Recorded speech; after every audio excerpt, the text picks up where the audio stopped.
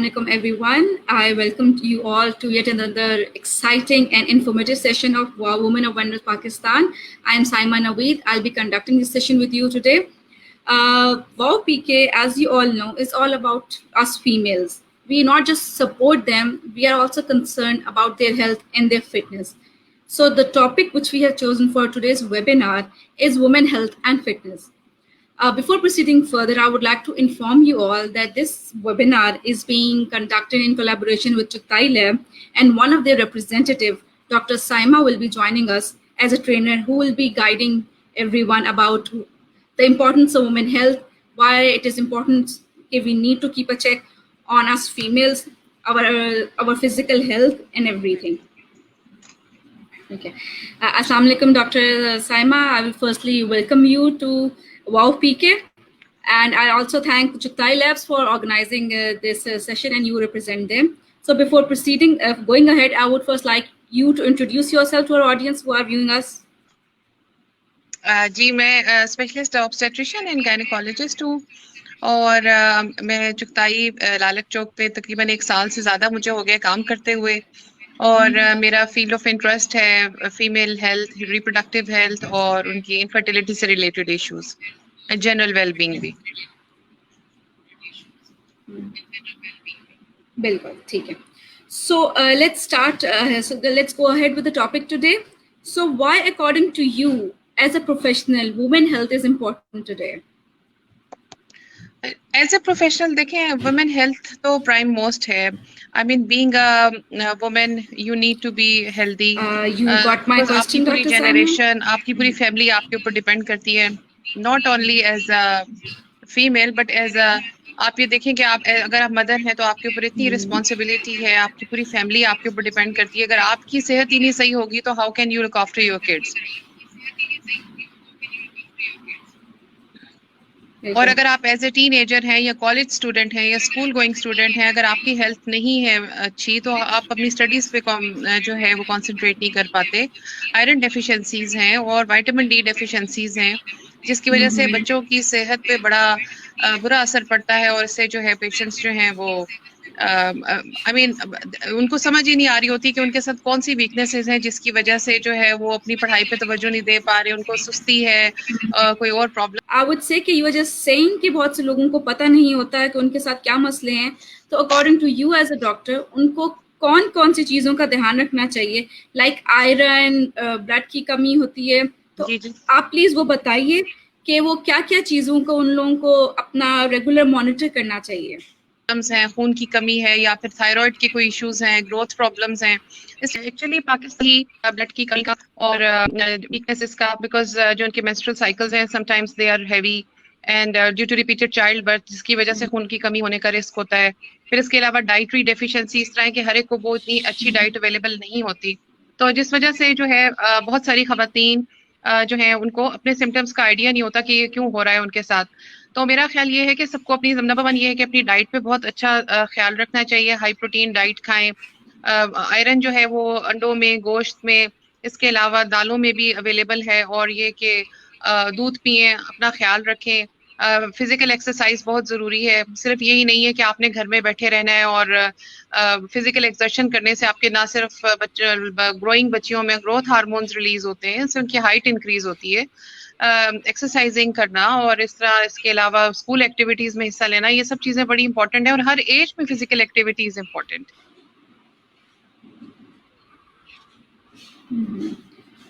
अच्छा, आजकल के, since you are a female doctor, तो आजकल आपके पास जो मेजर केसेस आते हैं उनमें मेजॉरिटी किन चीजों की है? मेरे पास जैसे बार बार वही सेम क्वेश्चन रिपीट हो रहा है। आई मीन ज्यादातर मेरे पास एनीमिया के साथ आते हैं, nutritional deficiency, vitamin D deficiencies हैं। इसके अलावा ये है blood pressure and blood sugar are very common. High blood pressure हामला खवातीन में भी कॉमन है, और ड्यूरिंग प्रेगनेंसी होने का उनमें ज्यादा चांसेस है। इसी तरह same is with the case with blood sugar levels. Pakistani होना इटसेल्फ, साउथ एशियन होना इटसेल्फ एक बहुत बड़ा रिस्क है कि हम सब ही प्रोन हैं टुवर्ड्स डायबिटीज। तो इसलिए हमें अप्रोप्रिएट टाइम पे मालिज के कहने के मुताबिक हमें अपने डायबिटीज का, ब्लड प्रेशर के चेकअप्स कराने चाहिए। ब्लड टेस्ट करवाने चाहिए ताकि हम इन बीमारियों की पेचीदगियों से बच सकें। अगर हम टाइमली इन चीज़ों का हमें नहीं पता चलेगा तो फिर बहुत लेट हो जाता है, और इट्सेल्फ अगर कोई औरत हमला है फॉर एग्जांपल, तो उससे ना सिर्फ उसकी सेहत पे, बच्चे की सेहत पे भी बहुत बुरा असर पड़ता है। और एट द सेम टाइम अगर वो हमला नहीं भी है तो even then blood pressure and sugar uncontrolled जो है वो तो फिर हेल्थ के लिए अच्छा नहीं है, ओवरऑल बॉडी के लिए उसमें हर सिस्टम पे ही उसका इफेक्ट होता है। सो आपने कहा एक ब्लड प्रेशर है और एक डायबिटीज है, तो कौन से ऐसे जी जी फैक्टर्स हैं या कौन से सिम्टम्स हैं which the female should look for कि जिनके वजह से they should immediately run towards help, seeking professional help? जी बिल्कुल। जैसे शुगर की अलामात होती हैं या हाई ब्लड प्रेशर की अलामात है, अगर किसी को कांस्टेंट हेडेक्स रह रही हैं, पट्टों में खिंचाव महसूस हो रहा है, या उन्हें बार बार गुस्सा आता है, एजिटेशन है, तो वो अपना ब्लड प्रेशर जरूर चेक करवाएं। यूरिन का चेकअप जरूर कराएं कि प्रोटीन्स तो नहीं आ रही या कोई और प्रॉब्लम तो नहीं है। फिर इसके साथ जो ब्लड शुगर का अगर किसी के प्रॉब्लम्स हैं, तो अगर किसी का वजन बढ़ जाना, बार बार ज्यादा यूरिन का आना, प्यास लगना, फिर ये कि फटीग फील करना। फटीग तो आपको दोनों कंडीशंस में फील होती है, हाई ब्लड प्रेशर हो या ब्लड शुगर हो, fatigue you can feel the fatigue. तो इस तरह की अगर आपको नॉर्मल से हटके सिम्टम्स हैं तो आप एक दफा मॉलिज से जरूर अपना जनरल चेकअप भी कराएं, कुछ बेसिक इन्वेस्टिगेशंस हैं वो भी कराएं, ताकि आप थोड़े से रीअश्योर हो जाएं कि आपका बॉडी सही चल रही है, आपके क्यों ये सब प्रॉब्लम्स आ रहे हैं, कि आप किसी स्ट्रेस का शिकार तो नहीं है, क्योंकि जहनी तनाव आजकल भी एक बहुत बड़ा, औरतों में बहुत बड़ा फैक्टर है, घरेलू मसाइल की वजह से, बेरोजगारी की वजह से, गुर्बत है, ये सारे मसाइल से जहनी तनाव औरतों में होता है, और वो इन सब चीजों को इन टर्न somehow इफेक्ट करता है high blood pressure and blood sugars. तो हो सकता है समटाइम्स उसको हेल्प की जरूरत हो, कोई एंटी डिप्रेसेंट्स की, एंटी एग्जाइटीज की। तो अगर वो टाइमली अपना आपका ख्याल रखेगी, अपनी सेहत का, अपनी खुराक का, तो हो सकता है कि वो ज्यादा पेचीदगियों से फिर बच सके। Okay great. सो फर्दर आप बीइंग स्पेशलिस्ट इज गायनी, तो कॉमन गायनिकोलॉजिकल इश्यूज क्या हैं जो आजकल की लड़कियां फेस कर रही हैं? हाँ जी, आजकल के जो है ये हम कहना चाहिए कि जो लड़कियां जो फेस कर रही हैं, वो एक तो ये है कि वजन का बढ़ जाना, माहवारी का बाकायदगी से ना आना, और इसके अलावा चेहरे पे बाल आ जाते हैं, और इसके अलावा रंगत खराब होना, जैसे गर्दन की रंग खराब हो गया, इंसुलिन रेजिस्टेंस आ जाती है बॉडी में, जिसको बड़ी कॉमन बीमारी है पॉलिसिस्टिक ओवरीज वो कहते हैं। तो इट ऑल डिपेंड्स के जो है वो बच्ची ने टाइमली चेक कराया है, उसकी माँ ने टाइमली चेक कराया है उसको, ताकि हम उसको ऐसी डाइटरी एडवाइस दें, लाइफस्टाइल एडवाइस दें कि वो अपना वजन ना बढ़ने दे, जिसकी वजह से मजीद हार्मोनल प्रॉब्लम्स जो हैं वो जनरेट होते जाते हैं। और एक टाइम आता है कि जब ब्लड आपका वेट इतना ज्यादा हो जाता है कि फिर उसको लूज करना, और फिर उसके साथ मेडिसिन की हेल्प के बावजूद भी स्ट्रगल कर रही होती हैं लड़कियां इन हार्मोनल प्रॉब्लम्स को फेस करने के लिए। फिर इसके अलावा बहुत सारी बच्चियों में वही एनीमिया की वजह से बहुत सारे प्रॉब्लम्स हैं, कि वैसे तो सब कुछ ठीक है, हार्मोन्स भी ठीक है, मगर खून की कमी की वजह से मसले होते हैं। फिर कुछ बच्चियां जिनकी खुराक जो है अप टू डेट नहीं होती, दूध नहीं पीती, टाइम पे खाना नहीं खाती, तो जिसकी वजह से कंसंट्रेशन प्रॉब्लम्स और एंजाइटी के प्रॉब्लम्स। फिर उसके अलावा आजकल की जो दौड़ है, हर बच्चे पढ़ने में लगे हुए हैं, कुछ जो नहीं भी पढ़ रहे, इवन देन सोशल उनके ऊपर इतने प्रेशर्स हैं। तो all these things affect girls, और किसी ना किसी तरह उनकी जो है वो बॉडी पे भी इफेक्ट आ ही जाता है इन बातों से। आपने पीसीओएस का जिक्र किया, बिल्कुल जी उसके जी रिगार्डिंग आई गेस मसला हमारी सोसाइटी में ये है कि लड़कियां आजकल इतनी अवेयर नहीं है। वी आर जी मोर जी डिपेंडेंट अपॉन आवर मदर्स कि हमें मदर्स लेके जाएं, हम मदर्स से डिस्कस करें। सो आई बिल्कुल वुड ऐसा है। Like you to share a few tips कि लड़कियों को जो पता होने चाहिए अबाउट देयर ओन बॉडी, कि अगर उनमें ये इशू है वो दे कैन सीक हेल्प, या बेशक उनको उनके मदर्स ही लेके जाएं, but they should also know कि उनमें कोई मसला है, कि ये ना हो कि वो डिले किए जाए and by the time they even inform their mothers it's already too late. तो क्या चीजें बिल्कुल हैं जो सही कह रही लड़कियों को देखनी पड़ चाहिए कि उनको फ्यूचर में इतना मसला ना हो, कि दे नो अबाउट जी देमसेल्व्स? बिल्कुल। अच्छा, मेरा बच्चियों को यही एडवाइस है कि अगर उनको ये लगता है, जैसे आफ्टर द एज ऑफ 15 या after the onset of their regular periods, if they are not having it regularly, और एवरी 3 मंथ्स आ रहे हैं या आ ही नहीं रहे, या ये कि बहुत फ्रीक्वेंट आ रहे हैं, तो ये जो है ना, ये एक ऐसी कंसर्निंग बात है कि आपको डॉक्टर से रिव्यू करना चाहिए। इनिशियली बहुत सारी बच्चियों को जिस वक्त आगाज होता है तो इरेगुलर होना इतना अनकॉमन नहीं है, मगर ये कि जब 16-17 साल या 18 साल की उम्र के बच्चियां हो जाती हैं, अगर उनके साथ ये सारे प्रॉब्लम्स हैं तो आई थिंक उनको डॉक्टर से जरूर कंसल्ट करना चाहिए। फिर इसके साथ ये है कि अगर उनका वेट बढ़ रहा है और वो नॉर्मल खा रही है, फिर भी अगर उनका वेट बढ़ रहा है या उनके चेहरे पे बाल आ रहे हैं तो भी उन्हें डॉक्टर से कंसल्ट करना चाहिए। इसके अलावा बहुत सारी चीजें जो ओवरलैप करती हैं, जैसे फॉर एग्जांपल थायराइड के कुछ प्रॉब्लम्स हो सकते हैं जो कि पीसीओएस से मिलते जुलते हैं। अगर तो उनको थायराइड की कमी है तो भी जो है उनमें सुस्ती, बालों का गिरना, कॉन्स्टिपेशन और पीरियड्स का ना आना या बहुत ज्यादा आना, ये दोनों चीजें हो सकती हैं। तो इसलिए बड़ा जरूरी है कि हम टाइमली अपने सारे हार्मोन टेस्ट करा लें, बच्चियां स्पेशली, कि ताकि पता चल सके कि आया ये थायराइड की वजह से आ रहा है या ये कि उनका कोई प्रोलैक्टिन लेवल हाई है, अगर कोई और प्रॉब्लम है, या ये कि कोई पीसीओएस है, जिसमें हो सकता है अल्ट्रासाउंड की भी जरूरत पड़े, जिसमें पता लगे कि क्या वाकई इसकी पीसीओएस है, इसकी ओवरीज का साइज ठीक है, ज्यादा बड़ा हुआ तो नहीं है। तो वही आप जैसे कह रही हैं कि अगर हम टाइमली अगर हार्मोनल असेसमेंट्स करा लें तो बच्चे अपनी लाइफस्टाइल में मॉडिफिकेशन कर सकते हैं, एक्सरसाइज करें, अपना वजन ना बढ़ने दें, खुराक पे नजर रखें। फिर ये कि जंक फूड आजकल बहुत कॉमन है बच्चियों में, जंक फूड जो है that causes lot of weight gain और causes the hormonal problems as well. तो इस वजह से मेरी यही एडवाइस है कि अगर सिम्टम्स उनको फील होते हैं तो वो जरूर डॉक्टर के पास आए। ठीक है, आपने एक और पॉइंट रेज किया अबाउट खाना पीना टाइम से करें, उस पर थोड़ा इलैबोरेट जी करेंगे? हाँ जी, खाने पीने का ये है कि बच्चियां बहुत लॉन्गर आवर फास्टिंग में जैसे रहती हैं, सुबह का नाश्ता नहीं किया और फिर जो जंक मिला कॉलेज में या स्कूल में वो खा लिया, तो that causes a sudden rise in insulin levels. मतलब आप सारा दिन भूखे हैं और एकदम से आपने ऐसा जंक खाया जिसको बहुत ज्यादा इंसुलिन चाहिए हजम करने के लिए, आउटबर्स्ट चाहिए इंसुलिन का। तो वो सब चीजें जो है ये भी आपको प्रीडिस्पोज करती हैं आपके वेट गेन को। इसमें ये बहुत जरूरी है कि हम ऐसा खुराक खाएं, सुबह जैसे आप अंडा लें नाश्ते में, या ये कि अपने ब्राउन ब्रेड ले लें, या जो भी आपके घर में रोटी पराठा जो भी बना हुआ है मॉडरेट अमाउंट में लेके जाएं, ताकि आपकी बॉडी का जो एक इंसुलिन लेवल है वो सर्ज में ना आए। जब एकदम से इंसुलिन का रश बहुत ज्यादा बढ़ता है तो एकदम से फिर जो बॉडी में इंसुलिन लेवल्स हैं they cause increase in the fat deposits, increase in wait gain और ये सब चीजें। तो मेरा ख्याल है कि बच्चियों को जो है अपना टाइमली खाना खाना चाहिए ताकि उनके स्टेडी ग्लूकोज लेवल्स रहें ब्लड में और एकदम से इंसुलिन सर्जेस जो है वो अवॉइड हो जाए। ठीक है, आई नो आजकल स्टडीज में सुबह भागम भाग में, I was a student myself once, कि नहीं सुबह इतना टाइम अगर बच्चियों को मिले to prepare full fledge breakfast for them, so one thing जो आपके ब्रेकफास्ट में जरूर होना चाहिए वो क्या है आपके हिसाब से? आई थिंक या तो अगर बच्चियां दूध का ग्लास ले सकती हैं, that is an ideal thing. अगर नहीं तो एक बॉइल्ड एग लेके चली जाएं, तो दैट मेरा ख्याल है कि एक दूध एक मुकम्मल ग़िज़ा है, उसमें कैल्शियम विटामिन डी भी सब कुछ है, तो आपकी बोन्स भी ना सिर्फ स्ट्रांग होंगी बल्कि you feel energetic for 2 to 3 hours at least. ठीक है, so okay, great. So moving ahead, let's discuss about the most prevalent cancers amongst women nowadays. Most prevalent Cancers, females को सबसे ज्यादा किस कैंसर को एक्सपोज हैं हम फीमेल्स? फीमेल्स जो हैं हमारे मुल्क में ब्रेस्ट कैंसर कॉमन है।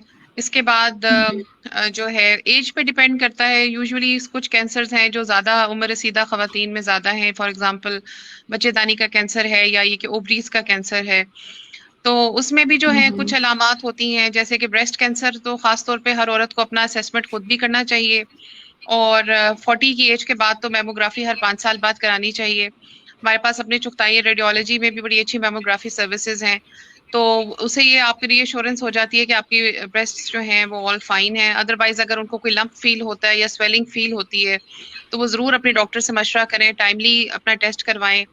और रही बात बाकी बच्चेदानी के कैंसर्स की, उसमें यूजुअली दे डेवलप उन खवातीन में जिनको पहले भी कोई प्रॉब्लम हो, मोटापा हो, फैमिली हिस्ट्री हो, फिर उसमें ब्लीडिंग का ज़्यादा होना और बहुत ज़्यादा होना, ये अलामात में से एक है। ओवरी के कैंसर की अफसोस की बात यह है कि ये हम कह सकते हैं कि तब पता चलता है जब थोड़ा सा वो एडवांस हो चुका होता है। तो अगर किसी के खानदान में फैमिली हिस्ट्री है ओवरी के कैंसर की, तो उस औरत को चाहिए कि वो अपना आफ्टर द एज ऑफ 50 जरूर कोई ना कोई अल्ट्रासाउंड, अपना अंदरूनी अल्ट्रासाउंड करवाती रहे कि उसकी ओवरीज हेल्दी हैं, कोई इसमें मैस तो नहीं डेवलप हो रहा या कोई और प्रॉब्लम तो नहीं है। ऑल्दो ये कोई बहुत बड़ा बचाव का तरीका तो नहीं है, बट ये कि अगर उसको लगे कि उसका पेट फूल रहा है या वजन बढ़ रहा है, कपड़े टाइट हो रहे हैं, या कि उसको सांस चढ़ रहा है, भूख नहीं लग रही, तो ये जरूर अपने नॉलेज से जाके तशखीस करा ले, टाइमली अल्ट्रासाउंड कराए, टाइमली अपने ब्लड टेस्ट करवाए। आपने ब्रेस्ट कैंसर की बात की। I am asking you because मैंने खुद एक दफा एक वर्कशॉप अटेंड की थी। There are few tips and tricks जिस तरीके से आप अपना ब्रेस्ट को घर में खुद एग्जामिन कर सकते हैं। सो अगर आपकी नॉलेज में वो हैं तो I would like you to share those tips and tricks कि there is a way of checking if you have any breast issues और नॉट, लाइक लम्प्स को कैसे चेक करना है या कोई स्वेलिंग वगैरह है उसको कैसे चेक करना है। जी, एक्चुअली ऐसा है कि सारी औरतों को यूट्यूब पे बहुत सारी वीडियोस हैं जिसमें उनमें अवेलेबल है। मेरे पास इस वक्त लिंक नहीं, वरना मैं शेयर कर देती। उसमें ये है कि अपनी ब्रेस्ट की चारों जैसे आप उनको 4 पार्ट्स में डिवाइड कर लें, अपर के 2 पार्ट्स, नीचे के 2 पार्ट्स, और अपनी हथेली के साथ आपने उसको मसाज करके फील करें कि do you feel anything unusual inside, that is like a hard lump या कोई स्वेलिंग टाइप है, तो ये तो होगा कि आपने जो है वो फील करने से पता किया। इसके अलावा आप शीशे में अपने आप को देख सकते हैं कि उनका लेवल ठीक है, कोई ग्रोथ आपको बड़ी हुई तो नहीं लग रही, या कोई खुदा ना खासा कोई निपल से डिस्चार्ज तो नहीं है, कोई ब्लडी सिक्रीशंस तो नहीं आ रही। तो ये सब चीजें तो आप घर पे भी चेक कर सकते हैं। एट द टाइम जो है जब आप अपने शीशे में असेसमेंट कर रहे होते हैं तो आप ये भी देख सकते हैं, क्योंकि अगर आपकी कोई भी शेप में एबनॉर्मेलिटी आपको फील होती है तो you can always be connected with your physician. Because आपकी इस बात से I would like to share also story. ऐसे मेरे किसी के साथ हुआ था कि she was examining her breast herself, she felt a lump and she was saved from cancer because उन्होंने ब्रेस्ट रिमूव करके she saved the life of the particular female because she knew how to check her breast at home. तो मैं आपसे ये इसीलिए discuss करी थी कि it's better that females out there should know कि अपना पर्सनल एग्जामिनेशन कैसे करना चाहिए। So another issue I would like you to discuss with you, please enlighten us with your knowledge on osteoporosis कि आजकल की जो females को बहुत experience हो रहे हैं ये issue। जी, osteoporosis is very common condition हमारे मुल्क में, खासतौर पे उम्र रसीदा औरतों में। जब औरतों के अंदर फीमेल हार्मोन ईस्ट्रोजन की कमी हो जाती है तो हड्डियों का भुरभुरापन शुरू हो जाता है। आप कभी अगर इमेजिन करें कि जैसे कोई हड्डी को अंदर से देखें तो ऐसे लगता है कि कोई मॉथ्स ईटन है, अंदर से गुदा है ही नहीं और बिल्कुल हड्डी ब्रिटल हुई हुई है। इसमें जो है वो कैल्शियम और विटामिन डी की कमी भी एक बहुत बड़ी वजह है, और दूसरा फीमेल हार्मोन्स का वक्त के साथ कम होना बहुत बड़ी वजह है। मीनोपॉज के बाद बड़ा रिस्क हो जाता है ऑस्टियोपोरोसिस हो जाने का। मगर ये है कि आजकल बड़ी अच्छी टी स्कोरिंग और जेड स्कोरिंग हो रही है। एक टेस्ट होता है जिसमें विटामिन डी डेंसिटी आप चेक करते हैं, हमारे अपनी चुताई में भी हो रही है। तो उससे ये कि आपको असेसमेंट होती है कि आप कौन से जोन में हैं, क्योंकि ऑस्टियोपोरोसिस एकदम से फुल फ्लैश डिजीज डेवलप नहीं होती, उससे पहले ऑस्टियोपीनिया होता है। ऑस्टियोपीनिया से पहले वीकनेस होती है। तो ऑस्टियोपीनिया का मतलब है कि आपके बोन्स में कैल्शियम कम हो रही है, विटामिन डी भी कम है, और obviously there is bone loss. तो देर आर सर्टेन मेडिकेशंस जो कि अवेलेबल होती है मार्केट में, जिससे हम ना सिर्फ बोन लॉस कम कर सकते हैं बल्कि विटामिन डी और कैल्शियम की सप्लीमेंटेशन दे के फीमेल्स को ऑस्टियोपोरोसिस से बचाया जा सकता है। फिर ऐसी औरतें जिनका मीनोपॉज होने वाला हो या हो रहा हो, उनको भी हम हार्मोन रिप्लेसमेंट थेरेपी देते हैं टू प्रिवेंट दिस ऑस्टियोपोरोसिस। खास तौर पे जो ज्यादा इससे प्रोन हो, जिनका पहले ऑस्टियोपीनिया आ चुका हो और हमें लगे कि ये इसकी ज्यादा वीक बोन्स हैं, तो उनके लिए एचआरटी, अगर उनमें और कोई प्रॉब्लम्स नहीं है एचआरटी देने के हवाले से, तो फिर हम उनको दे सकते हैं और टू प्रिवेंट ऑस्टियोपोरोसिस। ठीक है, ग्रेट, थैंक यू। अच्छा, I would also like to discuss with you कि let's discuss about the different mental health issues जो आजकल फीमेल्स में कॉमन है। जी, मेंटल हेल्थ इश्यूज ज्यादातर मैंने जो देखे हैं वो यही है, पोस्टपार्टम डिप्रेशन बड़ी कॉमन है। बच्चे की पैदाइश के बाद ज्यादातर औरतें देर टीयरफुल हो जाती हैं, क्राइंग स्पेल्स आ जाते हैं। देयर इज नो एनी, कोई वजह नहीं होती, बस ये हार्मोन्स का एकदम चेंज होना before and after birth one of the causes है। और अगर फैमिली हिस्ट्री भी है तो भी डिप्रेशन होती है, but usually last a week and then it settles.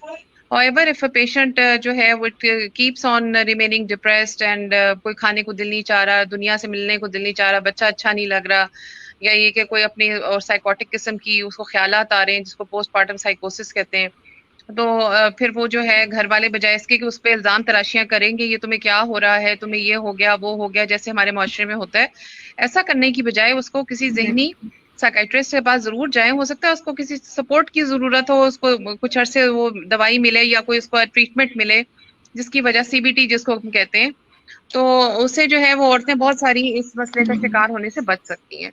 लेकिन हमारे पाकिस्तान में यूजुअली इसका तशद्दुद का शिकार हो जाती हैं, क्योंकि जब वो डिप्रेस होती हैं तो हमारे माशरे में वो तशद्दुद के साथ वो डिप्रेशन और फिर सुइसाइड, ये सब चीजें देखने में आ रही हैं।